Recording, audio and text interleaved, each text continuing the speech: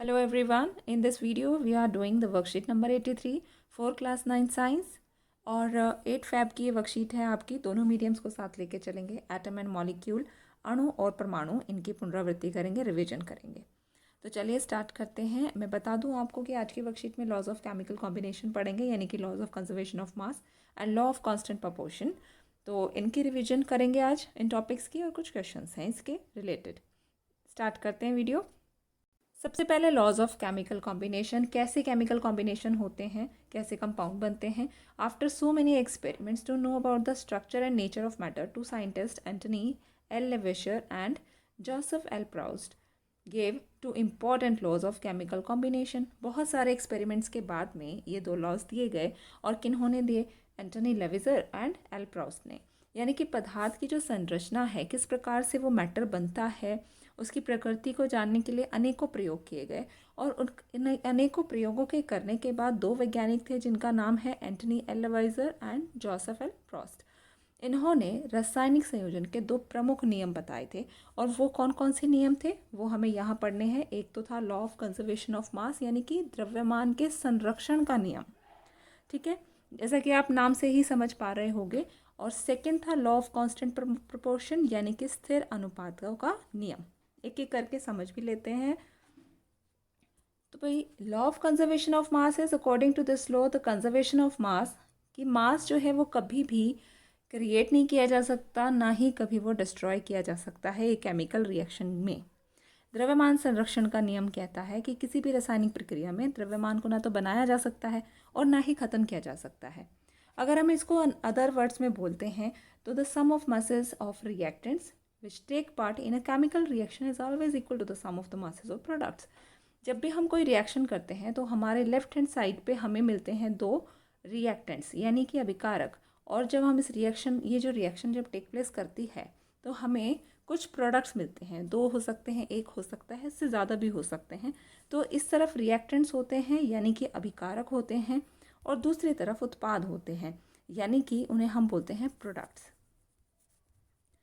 तो अब इधर जो द्रव्यमान है, या इधर जो दोनों रिएक्टेंट्स का प्लस करके जो इनका टोटल मास आ रहा है, वो इधर जो आएगा टोटल मास, इनका जो टोटल द्रव्यमान होगा उसी के बराबर होगा। यानी कि दोनों तरफ जो है द्रव्यमान बराबर रहता है, ठीक है। ये द्रव्यमान संरक्षण का नियम है। एक उदाहरण के द्वारा समझाया गया है कि अगर हम एक रिएक्शन है जिसमें कि बेरियम क्लोराइड, सोडियम सल्फेट, इन दोनों का रिएक्शन होगा। ये दोनों रिएक्टेंट्स हैं, ठीक है। ये दोनों क्या हैं? सोडियम सल्फेट और बेरियम क्लोराइड जो हैं वो अभिकारक हैं, ठीक है बच्चों। और इस रिएक्शन में हमें क्या प्राप्त होता है? बेरियम सल्फेट और सोडियम क्लोराइड। बेरियम सल्फेट और सोडियम क्लोराइड ये उत्पाद हैं, ये प्रोडक्ट्स हैं, ठीक है। तो दोनों ही तरफ जब हम रिएक्शन करते हैं तो रिएक्टेंट्स का जो द्रव्यमान होगा, यानी कि इनका जो मास होगा, वो उत्पादों के, यानी कि प्रोडक्ट्स के द्रव्यमान के बराबर होगा। प्रोडक्ट्स के जो इनका जो मास होगा उसके ही बराबर होगा, ठीक है। अगर आगे हम देखें तो लॉ ऑफ कांस्टेंट प्रोपोर्शन क्या है, तो ये है स्थिर अनुपातों का नियम। अब स्थिर अनुपात का नियम क्या कहता है? According to this law, in a chemical substance the elements always present in definite proportion by mass। यानी कि इसमें क्या है बच्चों, पदार्थ के उपस्थित तत्वों के द्रव्यमान का अनुपात हमेशा एक ही रहता है। और समझिए इसे, in other words the ratio of masses of different constituent atoms in a molecule of a substance always remains the same। यानी कि किसी भी पदार्थ के एक अणु में उपस्थित विभिन्न तत्वों के परमाणु के द्रव्यमानों का अनुपात जो होगा वो हमेशा एक ही होगा। अगर एग्जाम्पल से समझे तो 9 ग्राम, यानी कि 9 grams of water is decomposed, ठीक है। It will always liberate 8 grams of oxygen gas and 1 gram of hydrogen gas. अगर हम 9 ग्राम्स ऑफ, हमने लिया 9 ग्राम्स ऑफ वाटर, अगर ये डिकम्पोज होता है तो ये हमेशा क्या करेगा? 8 ग्राम्स ऑफ ऑक्सीजन और 1 ग्राम ऑफ हाइड्रोजन गैस, यानी कि 8 ग्राम ऑफ ऑक्सीजन गैस और 1 gram of hydrogen gas he liberate करेगा, ठीक है। तो ये इसका एग्जाम्पल है। आगे बढ़ेंगे। अब एक और इम्पॉर्टेंट बात कि John Dalton was a scientist who provide an explanation for both the above laws and of chemical combination in 1808 he postulated his theory on the basis of divisibility of matter। अब to the smallest particle called atom. ठीक है, यानी कि George Dalton जो थे वो वही वैज्ञानिक थे जिन्होंने रासायनिक संयोजन के उपरोक्त दोनों नियमों का स्पष्टतापूर्वक सन 1808 में उल्लेख किया था।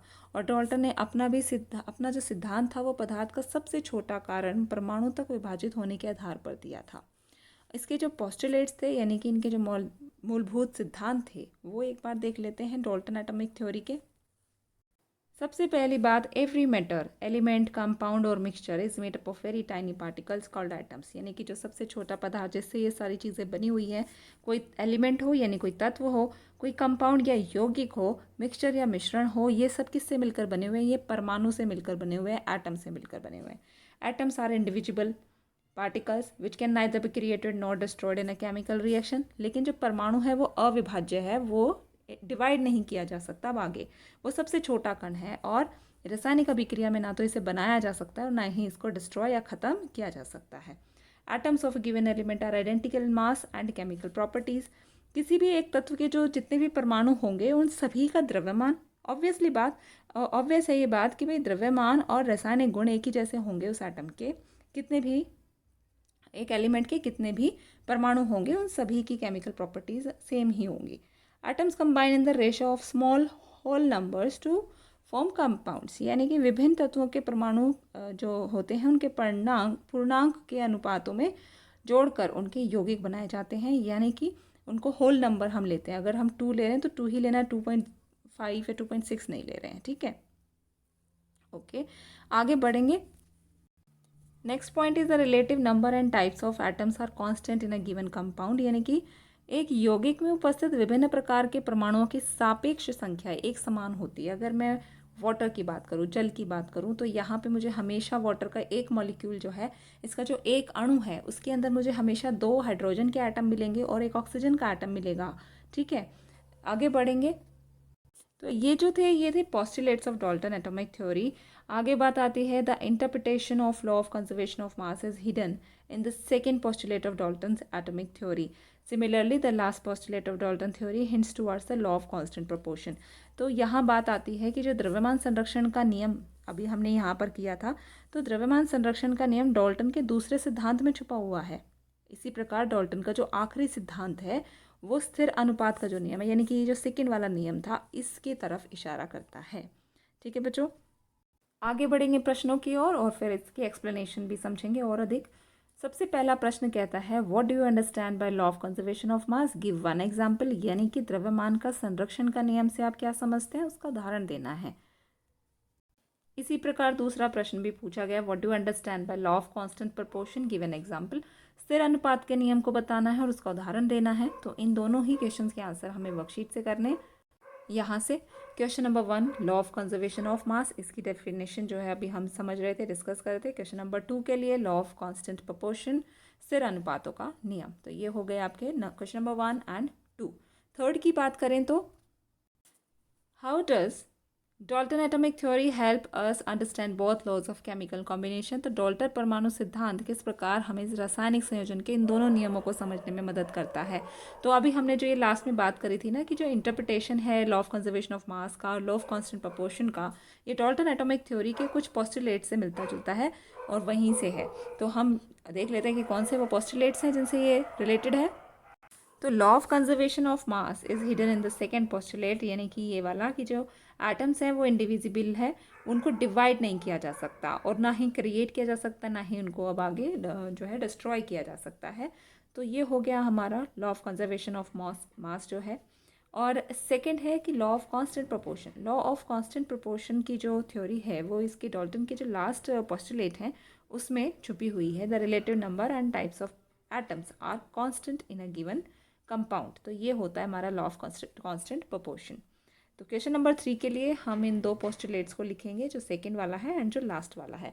इसी प्रकार हिंदी में भी भाई सेकंड जो है और जो लास्ट वाला है, इन दोनों को हम लिखेंगे। और सेकंड वाला जो है वो बताता है डाल्टन का जो ये पोस्टुलेट है, सिद्धांत है, ये हमें बताता है ये द्रव्यमान संरक्षण का नियम। और जो पांचवा पोस्टुलेट यहाँ से तो ये बताता है स्थिर अनुपात का नियम। ठीक है, आगे बढ़ेंगे। Question number 4, If 7 gram of nitrogen combines with 3 grams of hydrogen to form 10 grams of ammonia NH3, what will be the masses of different products formed if 7 grams of nitrogen is combined with 10 grams of hydrogen? यानी यदि हम 7 gram nitrogen को 3 gram hydrogen से संयोजित करके 10 gram ammonia बना लेते हैं तो विभिन्न उत्पादों का द्रव्यमान क्या होगा? और यदि 7 ग्राम को 10 ग्राम हाइड्रोजन गैस से संयोजित किया जाता है तब, ठीक है।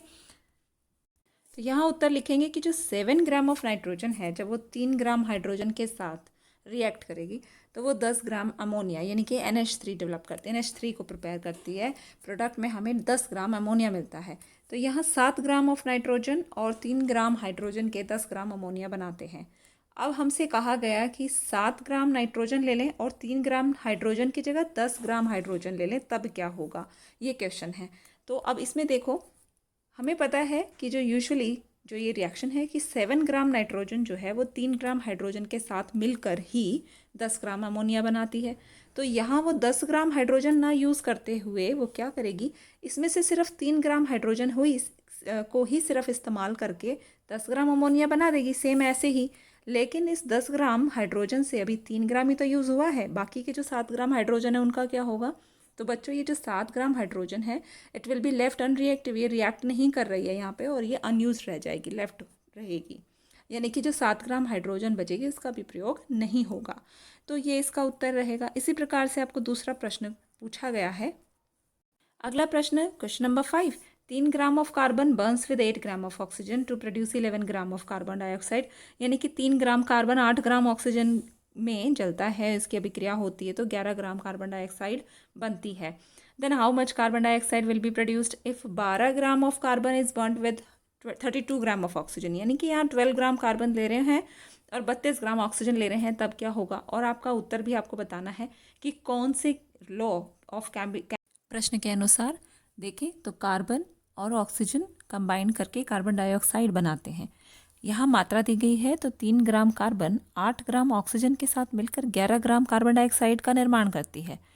अगले ही केस में हमसे पूछा गया कि जो 12 ग्राम कार्बन हमने लेना है उसको 32 ग्राम ऑक्सीजन के साथ कंबाइन करके कितनी कार्बन डाइऑक्साइड की मात्रा निर्मित होगी, ठीक है।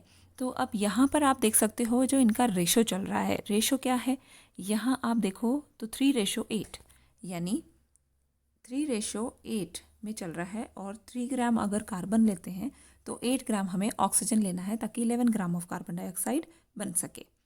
तो यहाँ देखेंगे कि जो अमाउंट है वो इंक्रीज़ हुआ है 4 गुना, यानी कि 4 गुना, 4 टाइम्स इंक्रीज़ हो रहा है। 3 से 12 ग्राम हमने इंक्रीज़ कर दिया तो ये 4 गुना बढ़ रहा है। इसी प्रकार ऑक्सीजन की जो मात्रा है वो भी 4 गुना बढ़ रही है। 4 गुना 8 करेंगे तो 32 आ जाएगा, है ना। तो इसका मतलब क्या हुआ कि रेशो के हिसाब से अब यहाँ पर हमें 11 ग्राम जो कार्बन डाइऑक्साइड मिल रहा था अब हमें वो 4 गुना मिलेगा, यानी कि 44 ग्राम of carbon dioxide will be made here. Okay, अब इसको लिखेंगे कैसे? तो इसको आप लिखें इस तरीके से कि 3 gram of carbon dioxide carbon combines with 8 gram of oxygen to give 11 gram of carbon dioxide, and if 12 gram of carbon is burnt in 32 gram of oxygen then 44 gram of carbon dioxide will be formed, and the above answer is governed by the law of constant proportion। Hindi में भी लिखें तो 3 gram carbon जब 8 gram oxygen में जलाया जाता है तो 11 ग्राम कार्बन डाइऑक्साइड का उत्पादन होता है। जब 12 ग्राम कार्बन 32 ग्राम ऑक्सीजन में जलाया जाता है तो 44 ग्राम कार्बन डाइऑक्साइड का निर्माण होगा। उपरोक्त उत्तर स्थिर अनुपात के नियम पर आधारित है। तो बच्चों ये थी आपकी वर्कशीट। आई होप आपको क्लियर होंगे आज के कॉन्सेप्ट्स। मिलते हैं आपसे नेक्स्ट वर्कशीट की वीडियो में। तब तक के लिए अपने दोस्तों से भी शेयर करें, लाइक करें और कोई डाउट है तो ज़रूर मुझे कमेंट करके बताएं। I will answer your doubts. Thanks for watching.